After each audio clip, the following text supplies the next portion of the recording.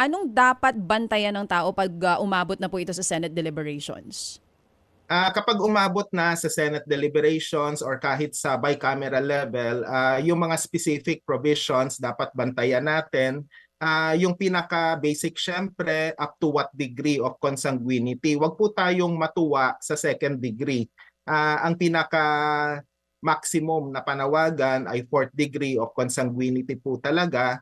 Tapos, syempre, yung sinasabi namin na dynastic succession, isang susing feature po yan ng dynasty, baliwala yung halimbawa, magkatotoo na isa lang talaga yung pupwede na tumakbo, pero ang magsasucceed naman sa kanya, kamag-anak din niya, mahirap pong maipaliwanag yung lohika na wala ka ng simultaneous na holding ng posisyon, pero yung isang posisyong yon pare-parehong apelyido lang kasi nga inaalaw mo yung succession.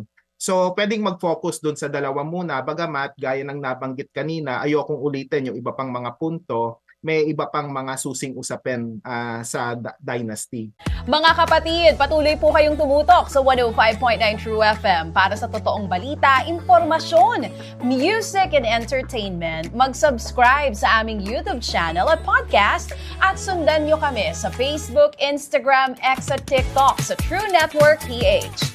Bisitahin din po ang aming official website, truefm.ph. At panoorin din kami sa True TV Signal, Channel 19. Kami po ang 105.9 True FM.